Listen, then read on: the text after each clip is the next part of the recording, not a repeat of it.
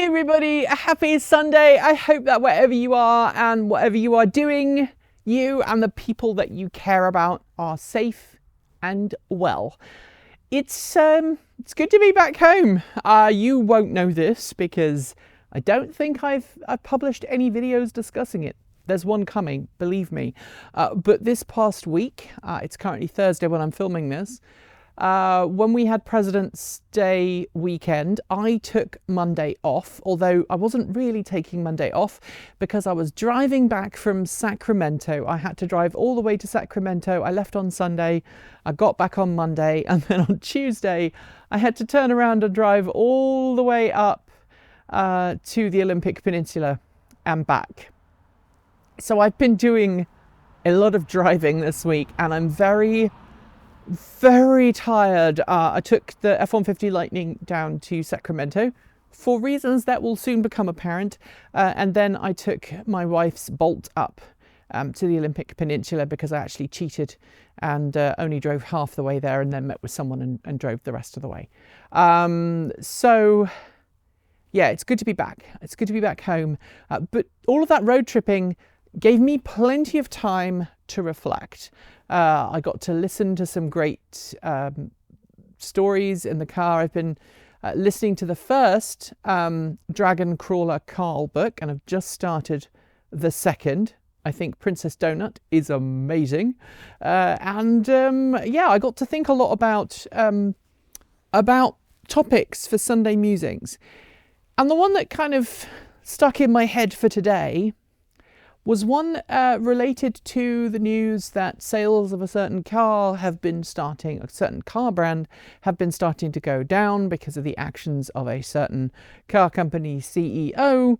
And obviously we made the video, I think it went live on Monday this week or Tuesday, talking about ethical consumerism and what to do if the car that you purchased and now own doesn't align with your values. And while the comment section would have you believe otherwise, first, no, Kate did not advocate for vandalizing someone's car. I don't know where anybody got that idea. She was very explicit about if you buy this vehicle knowing what you know now, and it was specifically targeted to people who purchased their vehicle after stuff started to go a bit weird. And then this bad thing happens to me, this bad thing happens to you, the owner of said vehicle that you purchased after things went bad. Don't be surprised if people retaliate against you. That wasn't a threat. That was just like, don't be surprised if these things happen because people are mad. Anyway, all of that, and the threat to report us to the police and to YouTube and all sorts of things for hate speech and all stuff. It got me thinking about what you think your car says about you, or what you want your car to say about you. Like, traditionally, cars have always been seen as the extension of self. If you are a flamboyant person, you might buy a flamboyant car. If you're someone who's more focused on reliability and you want to be a reliable person and perceived as reliable, maybe you buy a car that is reliable. Maybe if you're a little quirky, you buy a hot rod Morris Minor and use it as your main form of transport while you are a peripatetic music teacher in southwest England and Wales. Not that I would know anything about that.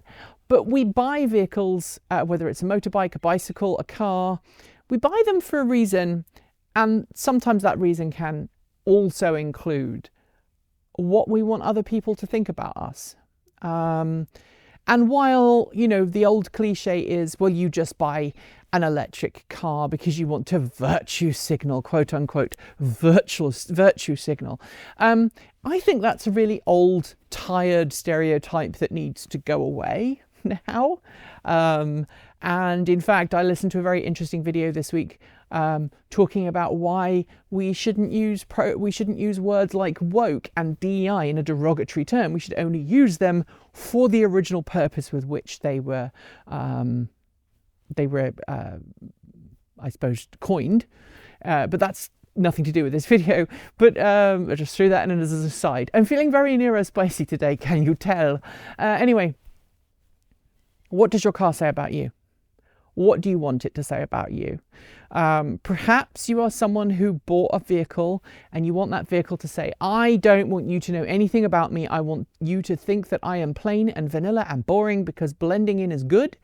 And even though inside I might actually be a really wonderful person and very different and, would stick out like a sore thumb, I want my car to blend in. If you are somebody, I sometimes feel like that, right? I want to drive a fairly normal looking car because then people leave me alone. It's one reason why we drive the F-150 Lightning from time to time.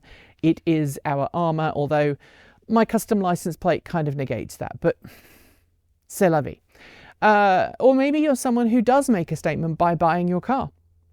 It is not made by that other company, or I want you to know that I am trying really hard to buy the right car or live the right life or be ethical. Maybe you supplement that with bumper stickers. Maybe you don't. Maybe you're someone who doesn't want bumper stickers so that you don't scare people off.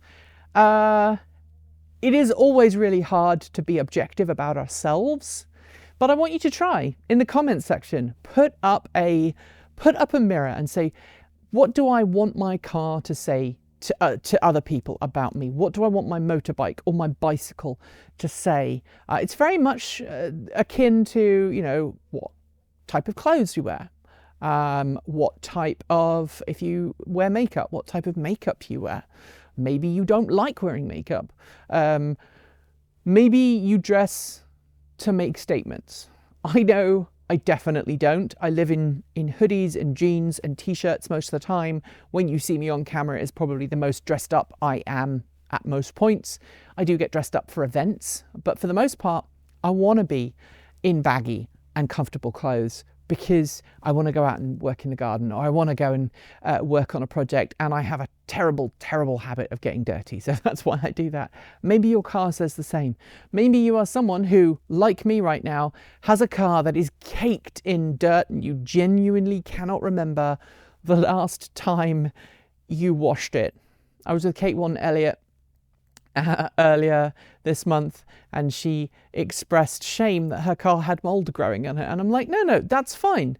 You are living a lifestyle that places less importance on the shiny and more importance on the sustainability and not wasting stuff that is precious to you. So tell me about what you hope your vehicle says about you in the down below, and sure, be kind about yourself, and maybe be kind about other people. If you want to say what you think my cars say about me, you know the vehicles I have. I have an F-150 Lightning, which we use for work. We have the Bolt, which is old and beaten up, but we try and look after it as best we can.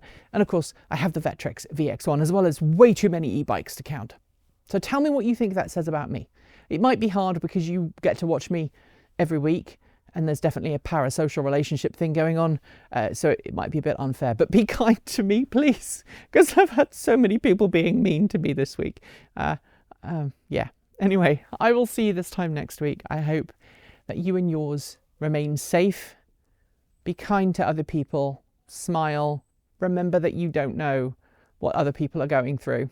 And I will see you this time next week. Thanks for joining us today, and if you've got thoughts, make sure you leave them in our Discord chat room on our Patreon page in the down below, or you can reach out to us on Mastodon or Blue Sky. Thanks to the amazing list of people scrolling by on your screen right now. They're part of the massive community of supporters who make this channel possible, helping us through Patreon and YouTube, helping cover our bills, paying our team, and ensuring that we can remain 100% independent. If you'd like to join them and see your name listed here, just follow the links below.